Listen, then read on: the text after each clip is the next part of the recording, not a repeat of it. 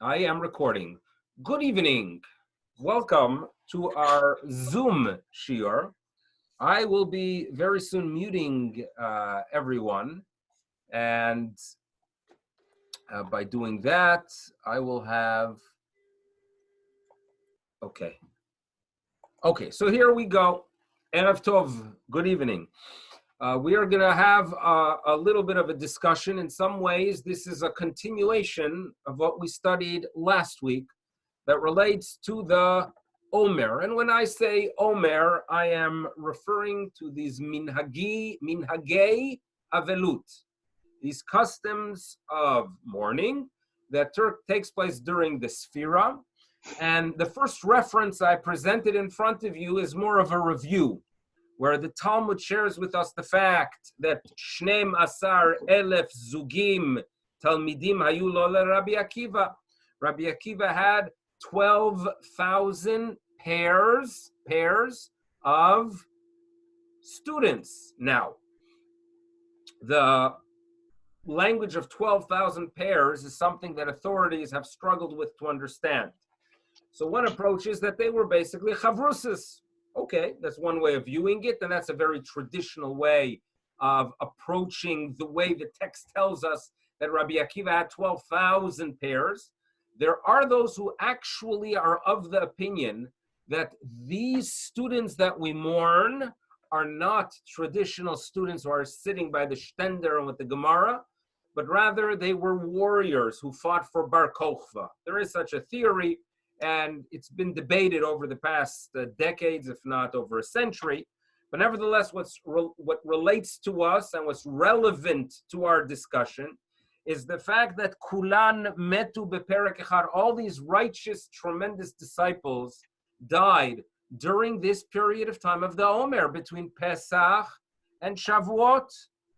And the Talmud points out that the flaw, and again, it is very dangerous to point to flaws of tragedies. We don't like that, right? Because if you don't know what you are talking about, you should not be identifying a flaw that brought about such tragedy and pain. But nevertheless, there is here a Talmudic statement, and they had the right to make such statements, that they died. Why did they suffer? Fine.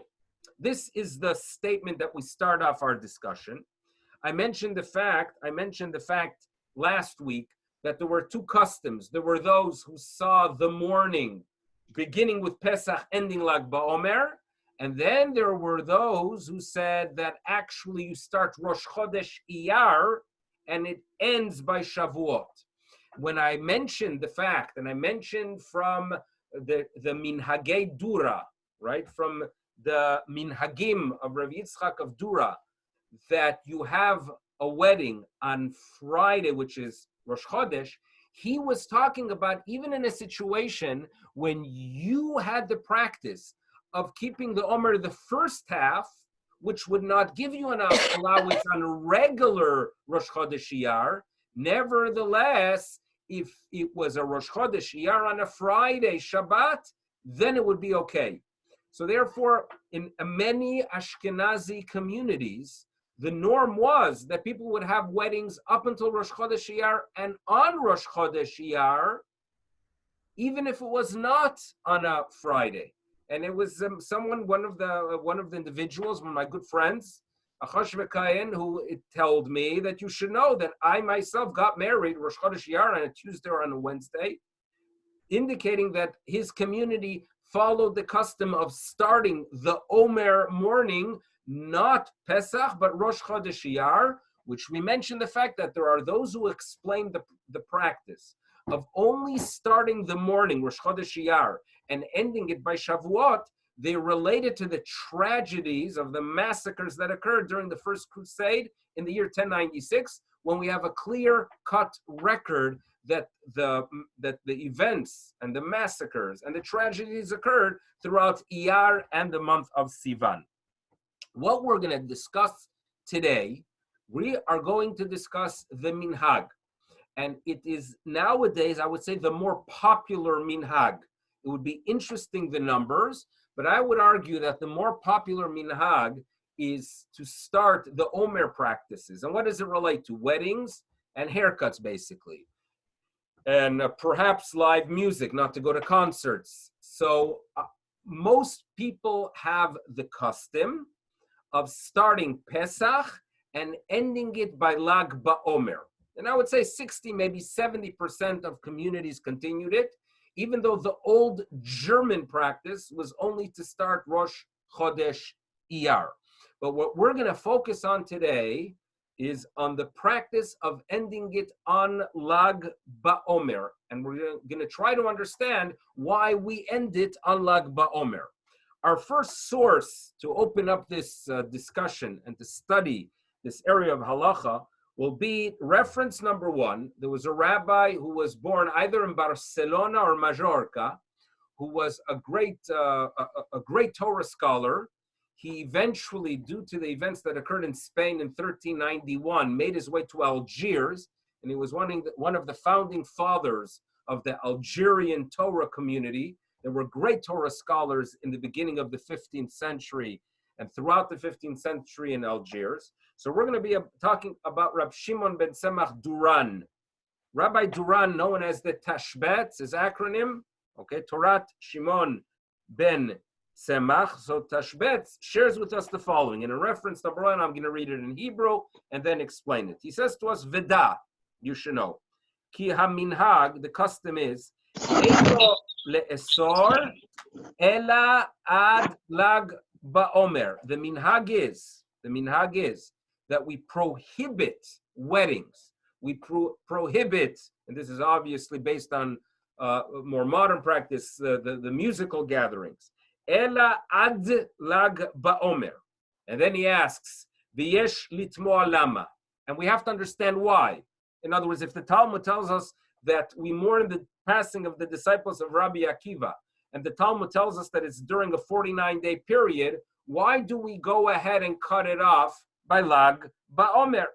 So he shares with us a tradition, and if you remember from last week, it's a tradition that originated in Provence, in southern France. I know there are shul members that visited Provence, right? I think Avi Citron and Simi visited Provence a few years ago. I asked them to get me a picture of the cheese of Provence. Why would I want a picture of cheese from Provence, from southern France? Because they had a minhag of being more lenient with non-kosher cheeses. So I wanted to at least see one of them, even though I wouldn't myself eat it.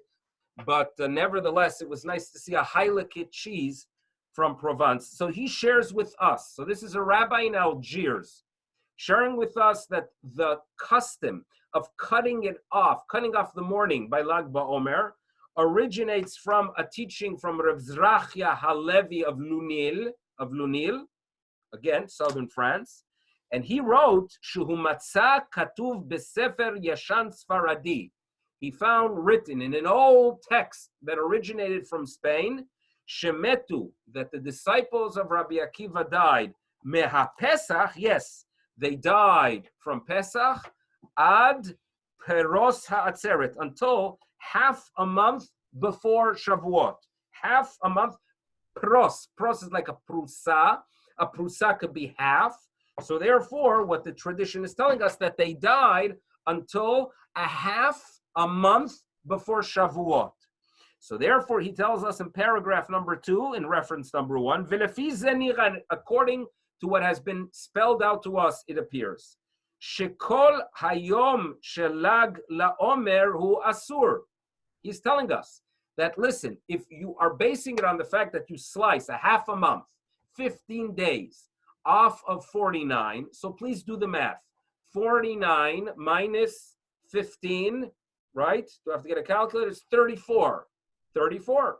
So if so, we can end our mourning on day 34. So based on that, day 33, Lag BaOmer, should still be a day of mourning. So therefore, v'lefi ze nira, and based on that, it appears, shekol hayom shelag laomer hu asur, that there is no allowance at all to get your haircut, to turn on the music, right? To have a wedding on Lag BaOmer. On the other hand, when the third day 34 comes, miksat yom lamedaled lefisha miksat yom kula. In other words, day 34 is fine. Really, perhaps you should miksat yom kekula. What I'm spelling out, what I'm presenting to you is the following, and I hope it creates a little bit of a question mark. Here we have a great Torah scholar writing in the beginning of the 15th century that on Lag B'omer, Lag LaOmer, whatever you want to call it, asur, no weddings. This should create a problem because everyone says, what do you mean? It's Lag B'omer, it's the day of celebration. And he's telling you, no, it is the day after.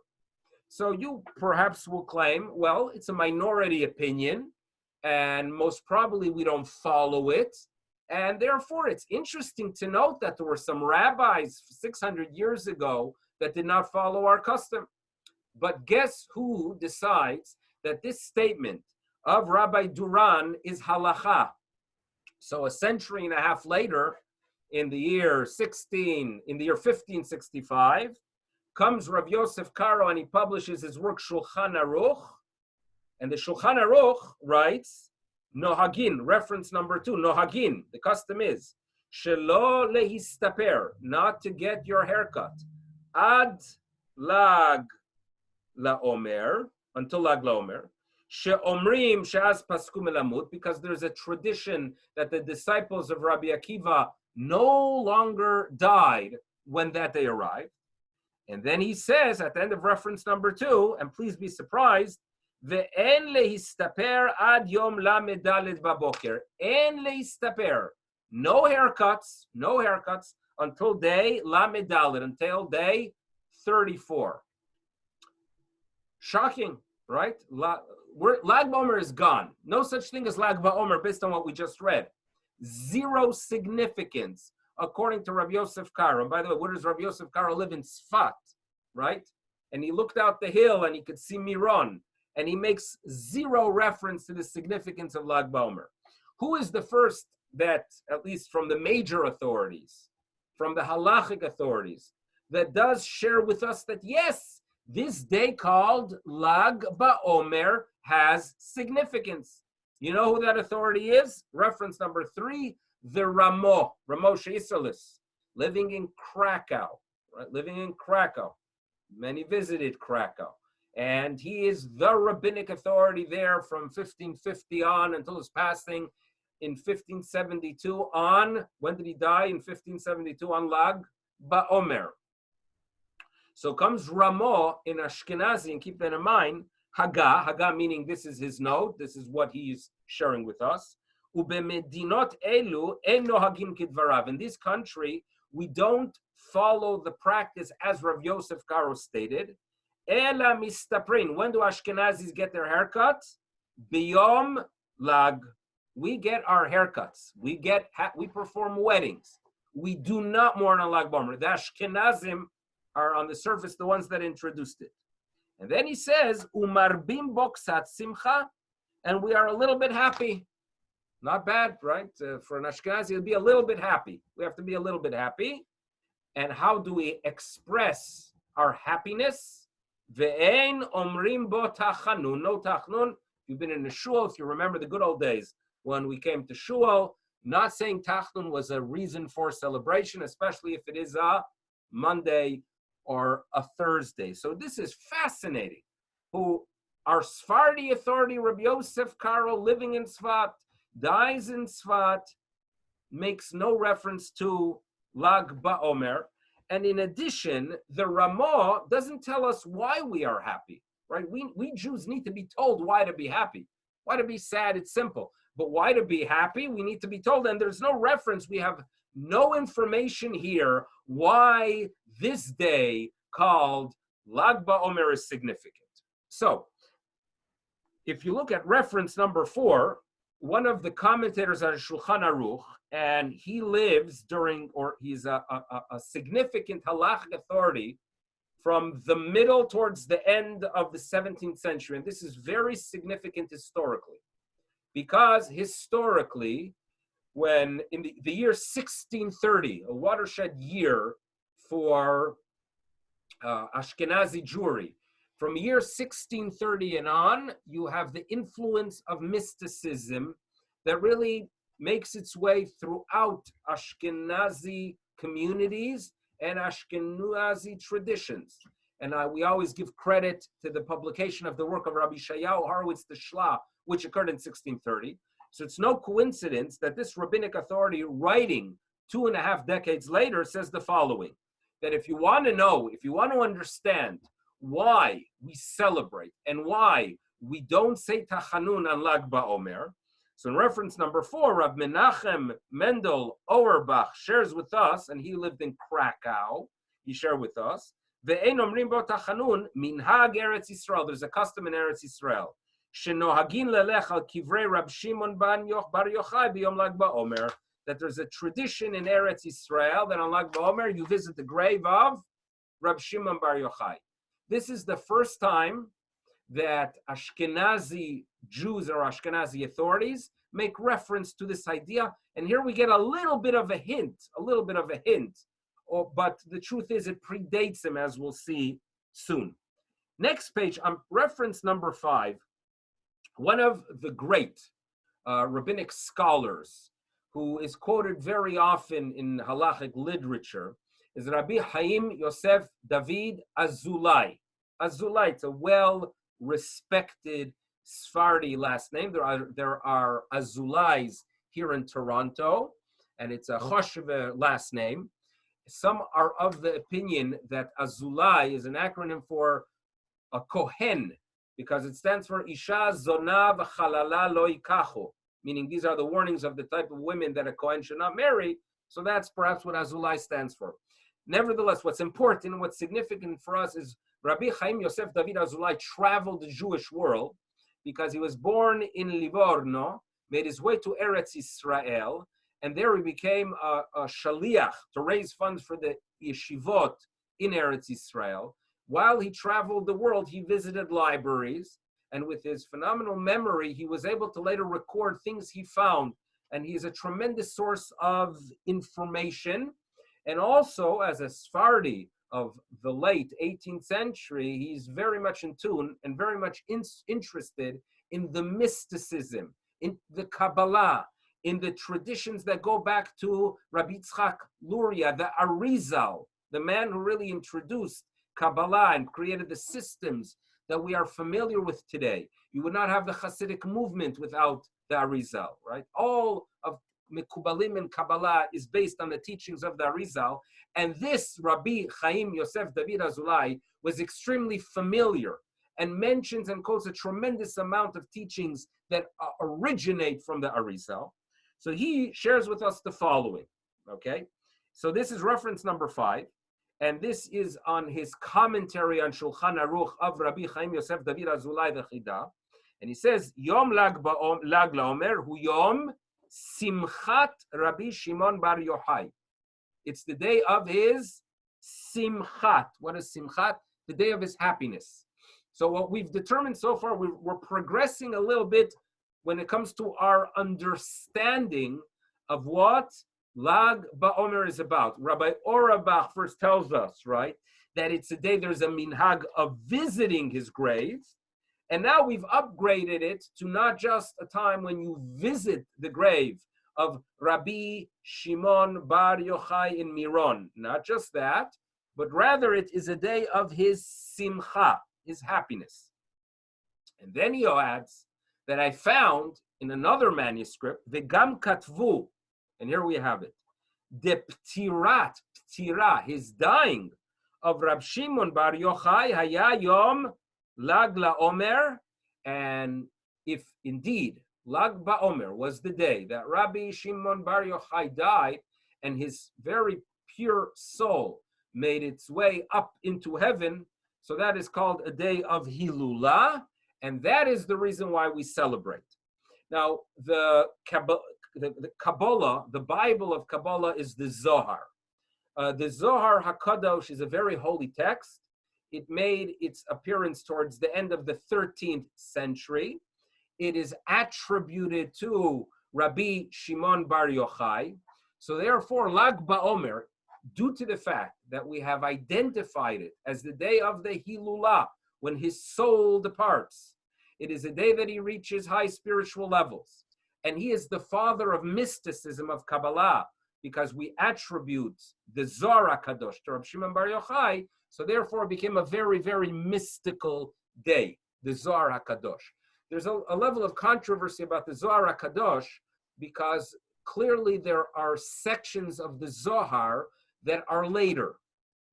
And for example, there's a section in the Zohar where it asks the question, why are shuls called eshnoga?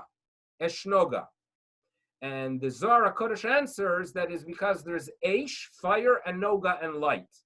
Now that's a beautiful insight, that a shul is our fire, right? It's our soul. It gives us our spiritual warmth. And it's Noga. Noga is Meleim, Ziv, Fikim, Noga is light. And a shul, when functioning the way it should, it does provide spiritual light. So this is a beautiful insight. The problem is that in Aramaic, we find no sources for calling a shul Eshnoga. So this is a mystery until you realize that the Zohar appeared in Spain in the 13th century. And in Spanish, a shul is a synagoga, a snoga. So obviously that section seems to be later. So there's a level of discussion and debate, not what I'm interested in focusing on now, about the Zohar, but clearly for a significant percentage of the Jewish world, it's a very significant and old text. I think for all of us, it should be considered a holy text, and it makes no difference when it was authored. But nevertheless, the Zohar itself became like the go-to text, the origins of mysticism go back to the Zohar, and we attribute it to Rab Shimon Bar Yochai. The Ari Kadosh in the 16th century in Sfat is the one that taught it and created the system that we are familiar with.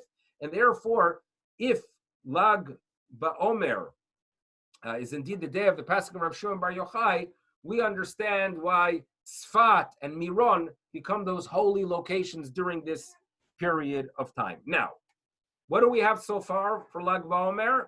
An important day, a day you either go to the grave of Rab Shimon Bar Yochai, or a day he had a Hilula, or even according to Rabbi Chaim Yosef David Azulai, the day that he had his Hilula, the day he passed away.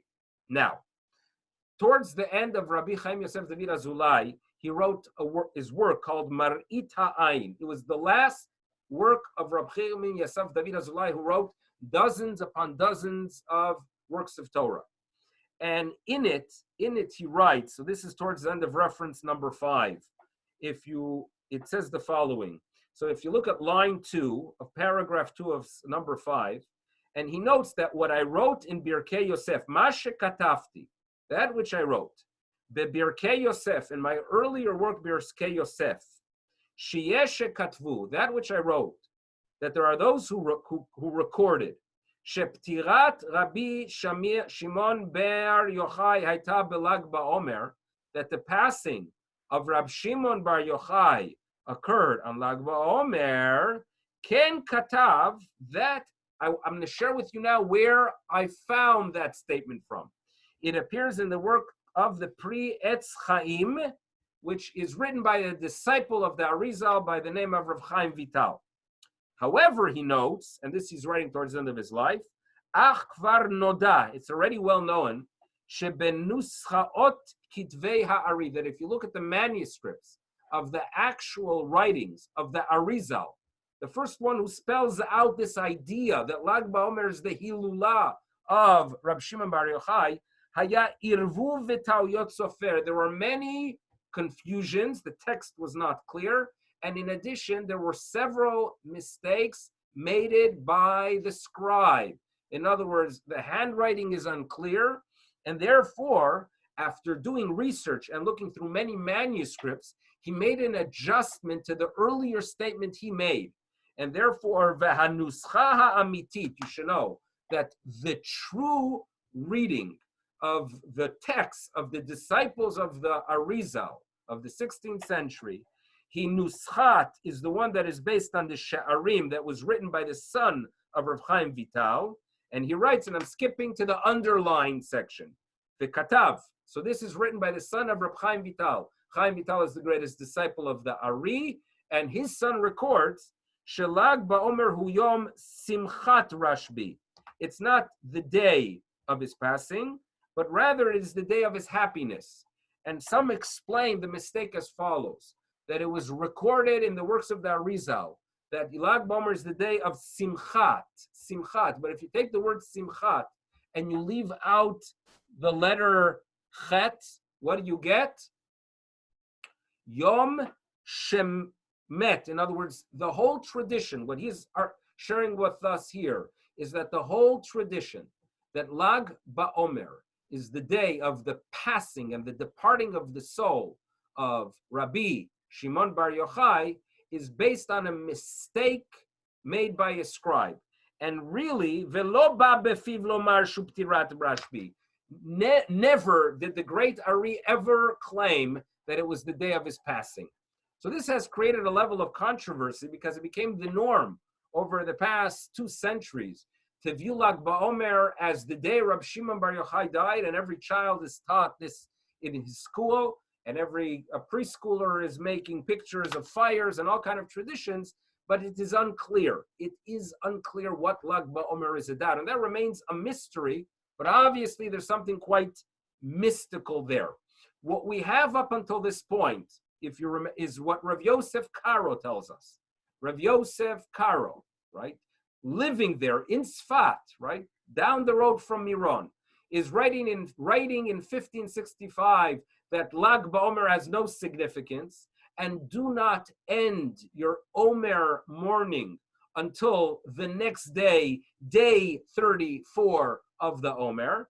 And then the mystics, the Mekubalim, and obviously the Arizal, and there is no doubt that Rav Yosef Karo is interacting with those who see significance on Lag B'omer itself, but he does not agree. So if you are a Sephardi in the land of Israel, after, let's say, the passing of Rav Yosef Karo, and in the beginning of the 17th century, if you are halachic, you're not going to get your haircut on Lag B'omer.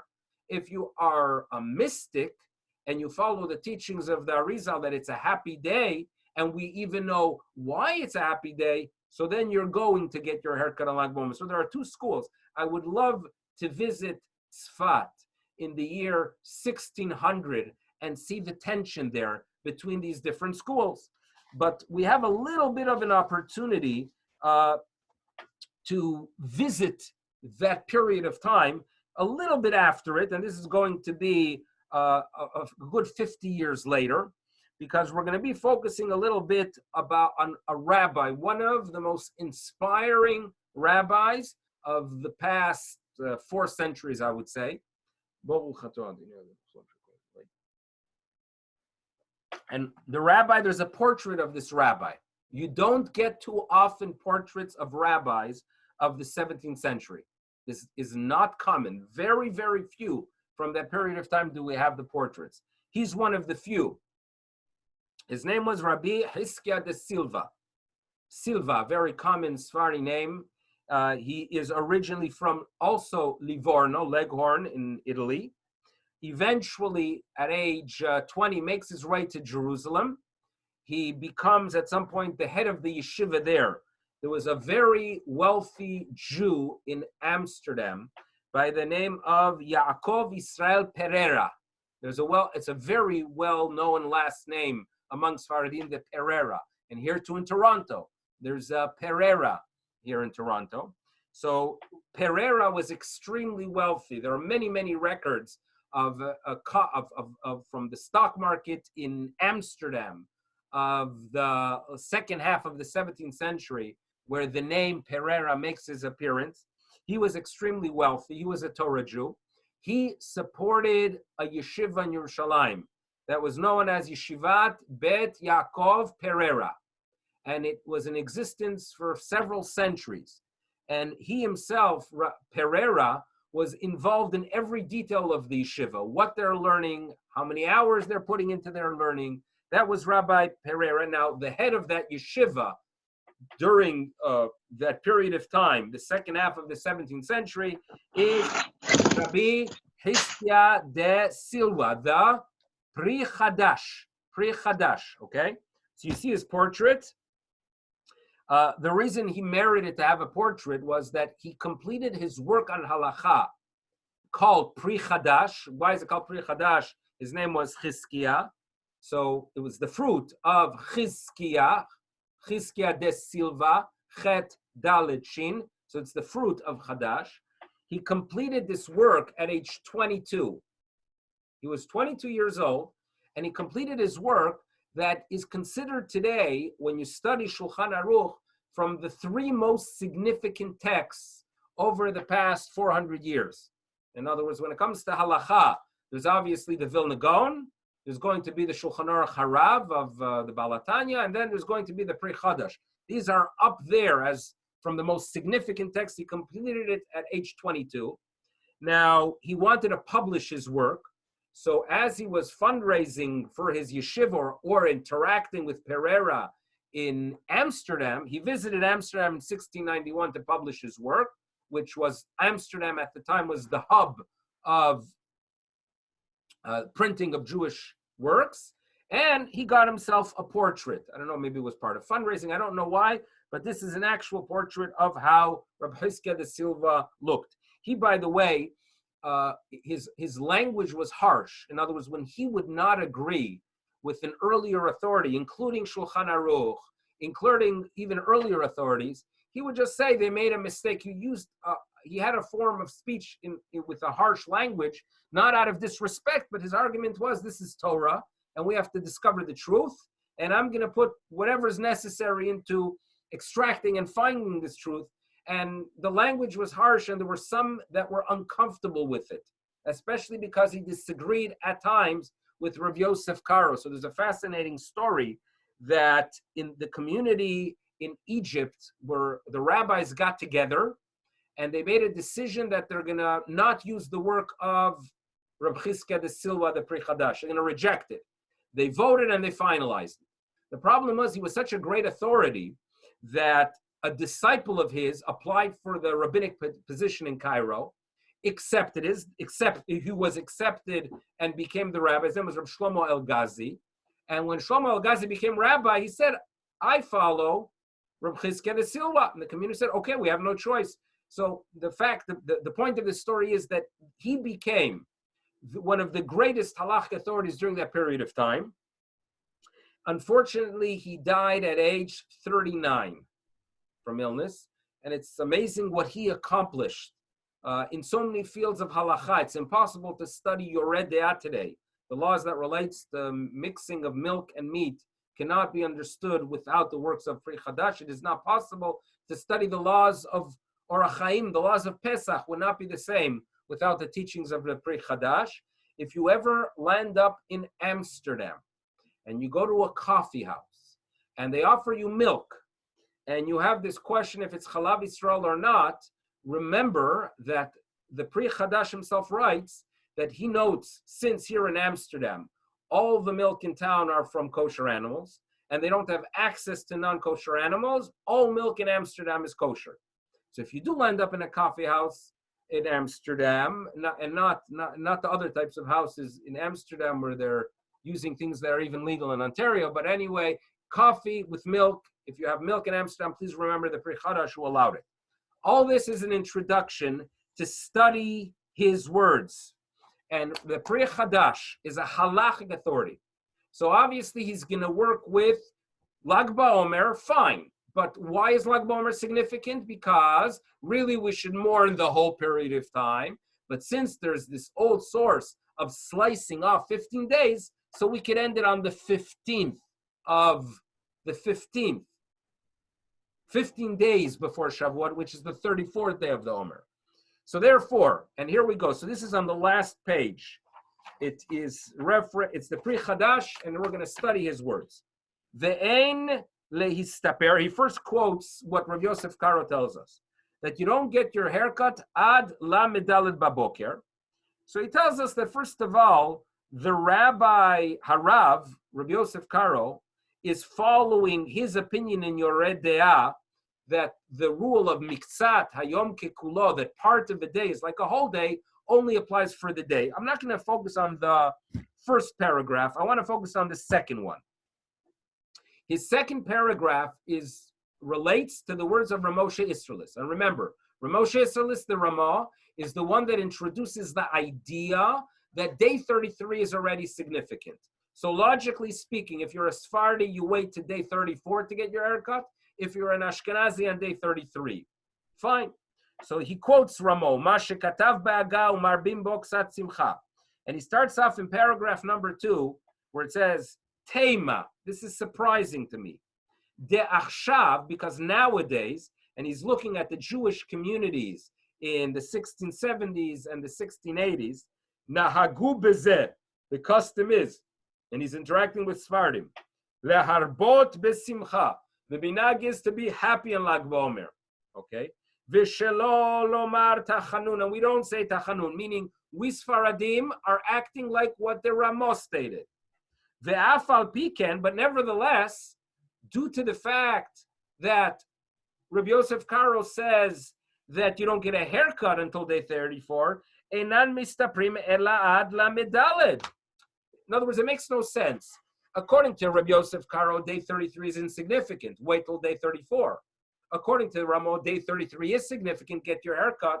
So Sfaradim, in the second half of the 17th century, were celebrating on day 33 because they were influenced from the Kabbalah. They were influenced from the teachings of the Arizal that saw day 33 as a mystical day, a day that you connect to Kabbalah, to Rav Shimon Bar Yochai. You go to Miron, and therefore you're happy, and you don't say Tachanun.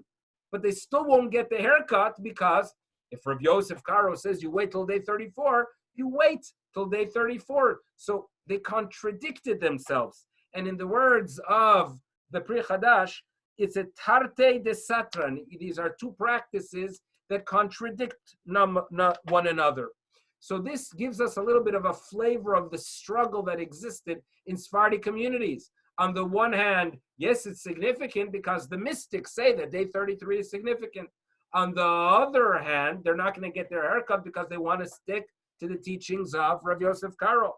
So therefore, velifikach, and therefore he tells us, Rav Chizkiah de Silva, Mi shenahag atzmo, anyone who has the practice, listaper belamed gimel en mochin biado.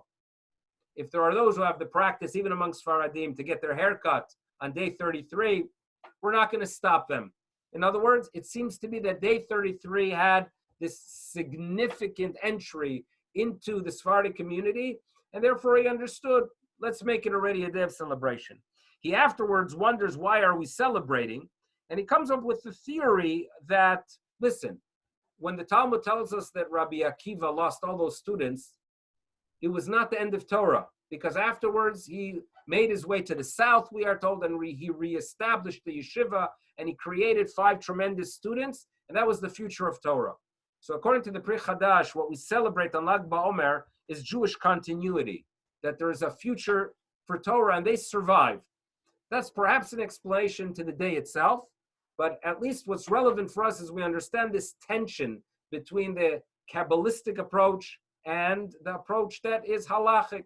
And also gives us a little bit of an insight of what Lag B'omer is perhaps about. A level of mystery remains, especially because the Ramah does not spell out why we are happy. And perhaps if indeed it was a plague that killed them, and a plague comes to an end, it is something to express our gratitude. Maybe that's what Lag B'omer is about. These are insights that are presented. I'll list a little bit of a flavor and a continuation for our discussion we had last week. What's relevant for us halachically is that we, Ashkenazim, do celebrate on Lag B'omer. We do get our haircuts. We do listen to music. For many, it's the end of all mourning, and therefore there are weddings after Lag B'omer in many communities when circumstances allow it. And Lag B'omer itself, whatever the reason is, does have its significance. I thank you for listening. I'm going to unmute everyone if there are questions.